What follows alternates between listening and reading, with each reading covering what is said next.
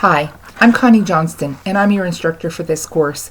I wanted to create a video just to let you know that I'm a real person and to give you a chance to get to know me a little bit better and give you some instructions about how you can really be successful in this course.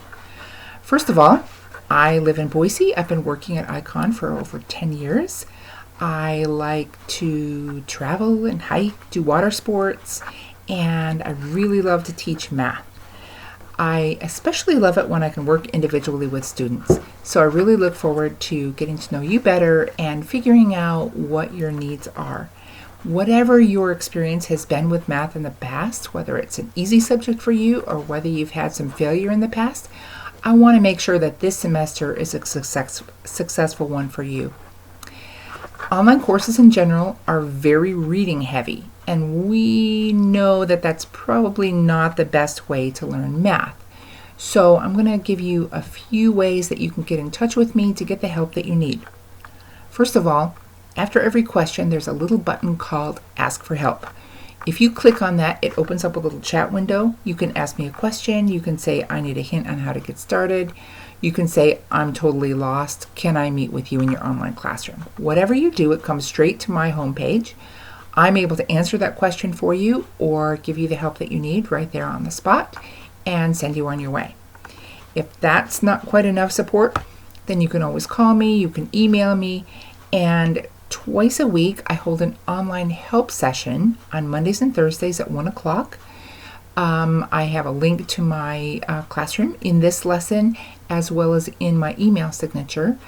However, if you can't make those times, you can ask me at any time to open up my online classroom and we can work out some problems together.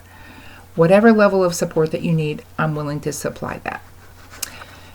Next, I have provided some study guides for you.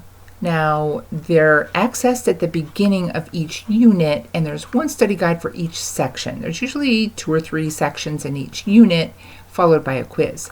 The study guides kind of pare down the information as to what's really important for you to be able to know for the quiz.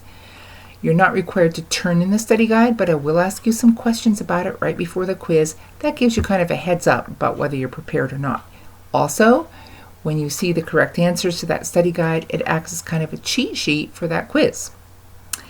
Finally, I have some video presentations such as this one.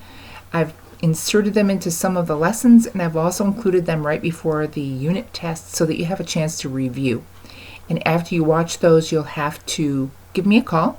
We won't talk about what exactly you saw in the video, but it will be a chance to answer any further questions that you have after you watch that review so that you're as prepared for that test as you can be. Okay, that's enough about me. At the bottom of this page, if you look down there, you'll see there are some questions that I'd like you to answer about yourself.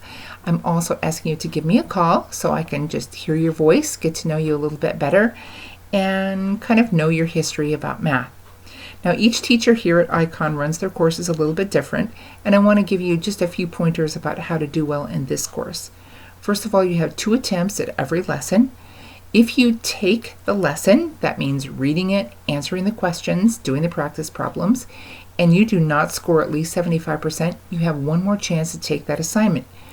When it comes back to you less than 75%, that's your cue to reread the lesson, look for some online resources, give me a call, send me a message, whatever you need to do to make sure that you understand that lesson completely before you take your second attempt.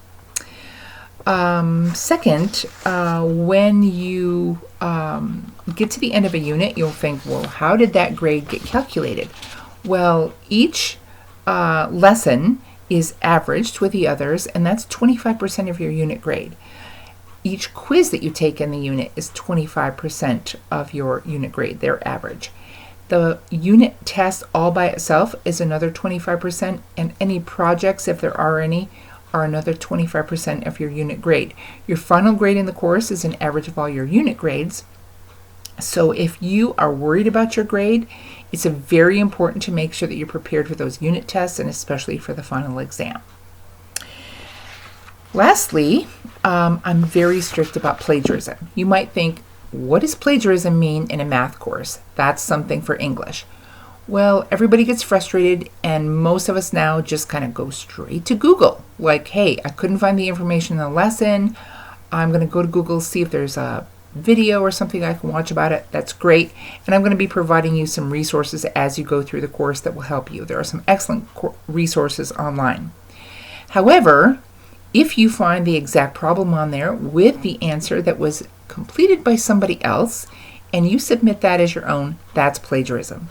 And I'm very strict about it. As I said, if I find that you do that after being warned, and this is your warning, then I will give you a 0 for the whole assignment. So please avoid that at all costs.